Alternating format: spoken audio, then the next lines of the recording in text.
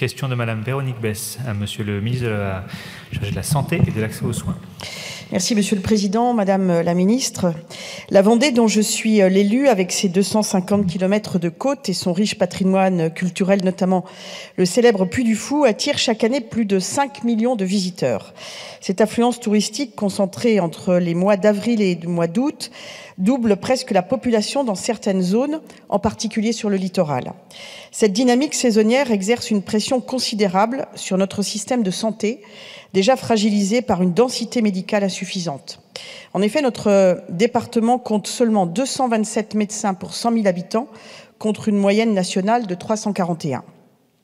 La situation est encore aggravée par la loi Rist de mai 2023 qui plafonne les salaires des médecins intérimaires.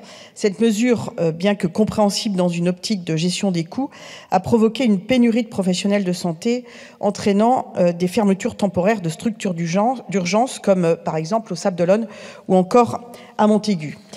Cette pénurie met en péril la qualité et la sécurité des soins, particulièrement en période estivale où la demande est à son comble. Pour répondre à ces défis, il existe des solutions concrètes, telles que la création d'une réserve saisonnière de professionnels de santé, issue de la réserve sanitaire, ou encore l'instauration d'un statut de praticien saisonnier. Ces solutions permettraient une meilleure répartition des ressources médicales et de plus, la mobilisation d'étudiants en médecine et l'organisation d'une réponse supradépartementale pourraient renforcer le fonctionnement du SAMU durant les pics d'activité. Ces mesures sont essentielles pour garantir que les habitants et les visiteurs de la Vendée bénéficient d'un accès fiable et de qualité aux soins, même en période de forte affluence. Madame la Ministre, que pensez-vous de ces initiatives et comment envisagez-vous leur mise en place en Vendée afin de garantir un succès et un accès surtout équitable et de qualité aux soins pour tous les Vendéens et visiteurs, notamment durant les périodes de forte affluence touristique? Merci. Madame la Ministre, vous avez la parole. Merci, Monsieur le Président. Madame la députée, permettez-moi de répondre en place de Yannick Neuder, le ministre de la Santé.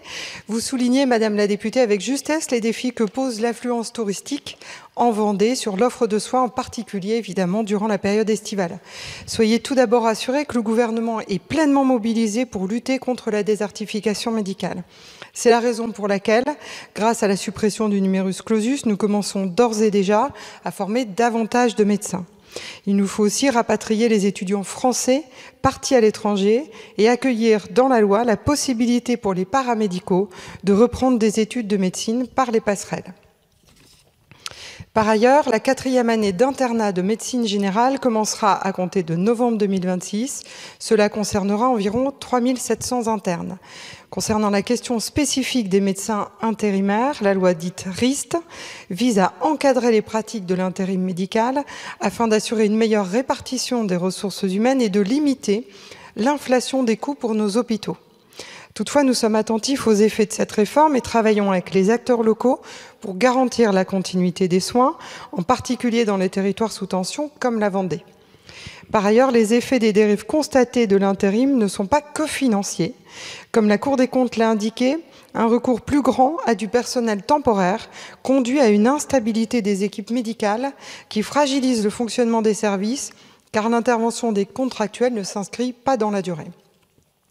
En ce qui concerne plus spécifiquement le fonctionnement des urgences, la réforme des autorisations de la médecine d'urgence donne davantage de souplesse au service.